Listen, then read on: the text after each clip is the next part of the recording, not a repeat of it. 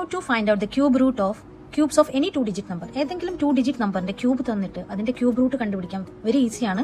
Short cut മെത്തേഡിലൂടെ നമുക്ക് എങ്ങനെ നോക്കാം. അതിനുവേണ്ടി 1 to 10 ഇതിന്റെ ക്യൂബ്സ് ഒന്ന് ബൈ ഹാർട്ട് ആക്കിയാൽ മതി. അപ്പൊ നമുക്ക് ഈസി ആയിട്ട് ഏതൊരു വലിയ ഡിജിറ്റ് ആയാലും നമുക്ക് ഈസി വേയിലൂടെ നമുക്ക് അതിന്റെ ക്യൂബ് റൂട്ട് കണ്ടെത്താം. എങ്ങനെയാ നോക്കാം. First one, cube root of 10,648. അപ്പൊ ഇങ്ങനെ വരുവാണെങ്കിൽ ലാസ്റ്റ് 3 ഡിജിറ്റ് നമുക്ക് എടുക്കണം. ലാസ്റ്റ് 3 ഡിജിറ്റ് എടുത്തിട്ട് ഇത് എൻഡ് ചെയ്യുന്നത് 8ലാണ്. അപ്പൊ നമുക്ക് ഇവിടെ ഏതിന്റെ ക്യൂബിലാണ് 8 എൻഡ് ചെയ്യുന്നത് നോക്കാം. ഇവിടെ ഏതിലാണ് എൻഡ് ചെയ്യുന്നത്? 2യുടെ ക്യൂബിലാണ് 8 എൻഡ് ചെയ്യുന്നത്. അപ്പോൾ 2 എഴുതാം. ഓക്കെ, ബാക്കി എന്താണ് ഇവിടെ ഉള്ളത്? 10 എവിടെയാ നോക്കാം. ഏതിന്റെ ക്യൂബ്സിലാണ് നമുക്ക് 10 വരുന്നത്? 10 വരുന്നത് ബിറ്റ്വീൻ 2 ക്യൂബ് ആൻഡ് 3 ക്യൂബ് അല്ലെ. 2 ക്യൂബ് എന്ന് പറയുമ്പോൾ 8, 3 ക്യൂബ് എന്ന് പറയുമ്പോൾ 27 ആണ്. 27 ഗ്രേറ്റർ ദാൻ 10 ആണ്. അപ്പൊ നമുക്ക് എന്തെടുക്കാം? 8 എടുക്കാം. 8 എന്തിന്റെ ക്യൂബാണ്? 2യുടെ ക്യൂബാണ്. അപ്പോൾ 22 is the answer. Next one, 1,95,112. ഇവിടെ 112 ലാസ്റ്റ് 3 ഡിജിറ്റ് ആണ്, അതെടുക്കാം. 2 എൻഡ് ചെയ്യുന്നത് എവിടെയാണ്?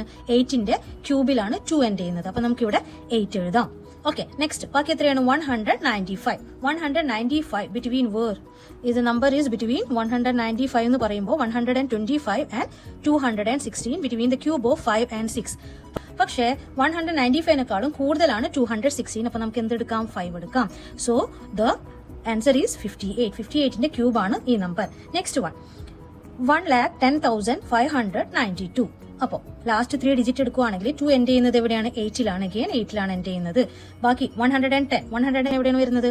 Between 64 and 125 between 4 cube and 5 cube.